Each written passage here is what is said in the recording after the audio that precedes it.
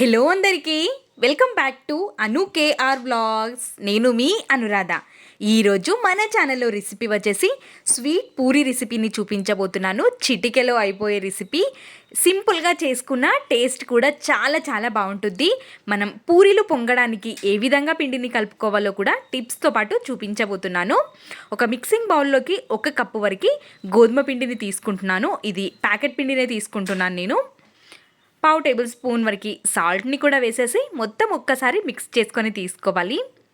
కొద్దిగా వాటర్ని వేసుకుంటూ పిండిని సాఫ్ట్గా కలుపుకొని తీసుకోవాలి. కొందరు ఈ పిండిని పాలు వేసి కూడా కలుపుకుంటారు, కానీ వాటర్తో కలుపుకుంటేనే 2 రోజుల వరకైనా నిల్వ ఉంటాయి.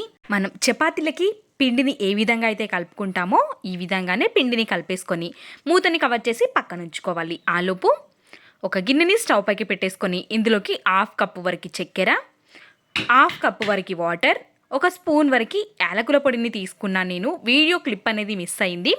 ఈ వాటర్ని మంచిగా ఉడికించుకొని తీసుకోవాలి. మనకి పాకం రావడానికి దగ్గర పడినప్పుడు స్టవ్ ఆఫ్ చేసుకోవాలి. చూస్తున్నారు కదా, చేతికి కొంచెం స్టిక్కీగా ఉంటే సరిపోతుంది. పాకం రావాల్సిన అవసరం అయితే లేదు. ఈ విధంగా ప్రిపేర్ చేసుకున్న షుగర్ సిరప్ని పక్కన ఉంచేసి పిండి ముద్దకి కొంచెం చేతికి ఆయిల్ అనేది అప్లై చేసేసుకొని పిండిని మంచిగా మర్దన చేసుకొని తీసుకోవాలి. పిండి మనకి ఎంత సాఫ్ట్గా ఉంటే అంత మంచిగా పూరీలు పొంగుతూ వస్తాయని గుర్తుంచుకోండి. ఈ విధంగా ఒక పిండి ముద్దని తీసుకొని కొద్దిసేపు మర్దన చేసుకొని పొడిపిండి సహాయంతో, పొడిపిండి మరీ ఎక్కువగా వేసుకోకూడదు, లైట్గా పొడిపిండిని జల్లేసుకొని కొంచెం మందంగానే చేసుకొని తీసుకోవాలి. అప్పుడే పూరీలు పొంగుతూ వస్తాయి. మనం వేరే వాళ్ళు పూరీలు చేస్తుంటే అనుకుంటాం వాళ్ళకి ఎందుకు పొంగుతున్నాయి, మనకు ఎందుకు పొంగట్లేదు అని. కానీ మనం మందంగా చేసుకొని తీసుకుంటే ఖచ్చితంగా ఎవరికైనా పూరీలు పొంగుతూనే వస్తాయి. మందంగా చేసుకోవాలి. మనం తడుపుకునే పిండి అనేది సాఫ్ట్గా ఉండాలి. ఈ విధంగా ఒక గిన్నెని తీసేసుకొని మనం కట్ చేసుకొని తీసుకోవాలి. ఈ విధంగా చేసుకోవడం వల్ల ఈజీగా అయిపోతుంది. ఒక్కొక్క దాన్ని పూరీలాగా చేసుకుంటూ కూర్చోవడం కంటే ఈ విధంగా చపాతీలాగా పెద్దగా చేసేసుకొని కట్ చేసుకొని తీసుకోవాలి. కానీ మనం చేసుకునే పూరీలు అనేవి మందంగా ఉండాలి.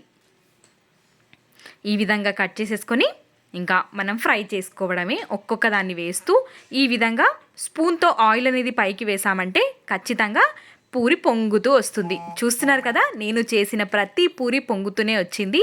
ఈ విధంగా పూరీలన్నింటినీ చేసేసుకొని మనం ముందుగా ప్రిపేర్ చేసి పెట్టుకున్న షుగర్ సిరప్లోకి వేసేసుకోవాలి. పొంగిన పూరీని వేసేసి ఈ విధంగా కలిపేసుకొని ఒక 1 మినిట్ పాటైనా పూరీలని షుగర్ సిరప్లో ఉంచేసి తీసేసుకొని వేడిగా సర్వ్ చేసుకుంటే రుచి చాలా బాగుంటుంది. అప్పటికప్పుడే చేసుకున్నా కానీ రుచి బాగుంటుంది. అన్ని పూరీలని ఇదే విధంగా షుగర్ సిరప్లో డిప్ చేసి ఇంకా సర్వింగ్ ప్లేట్లోకి తీసేసుకోవడమే. పైనుంచి కొద్దిగా చక్కెరని చల్లుకొని తీసుకున్నా బాగుంటుంది. లేదు అనుకుంటే అదే విధంగా కూడా తినేయొచ్చు. చూస్తున్నారు కదా, నేను లైట్గా షుగర్ని స్ప్రెడ్ చేసుకొని తీసుకుంటున్నాను. తింటుంటే మెత్తగా నోట్లో పెట్టుకుంటే కరిగిపోయే రెసిపీ. తప్పకుండా ట్రై చేయండి. ఇలాంటి మరెన్నో రెసిపీస్ మన ఛానల్లో ఉన్నాయి. అన్ని రకాల రెసిపీస్ మన ఛానల్లో హెల్తీ రెసిపీసే ఉంటాయి. తప్పకుండా ట్రై చేయండి. మీకు ఎలా కుదిరిందో వాల్యుబుల్ ఫీడ్బ్యాక్ని కమెంట్ సెక్షన్లో తెలియచేయండి. Thanks for watching. Bye bye.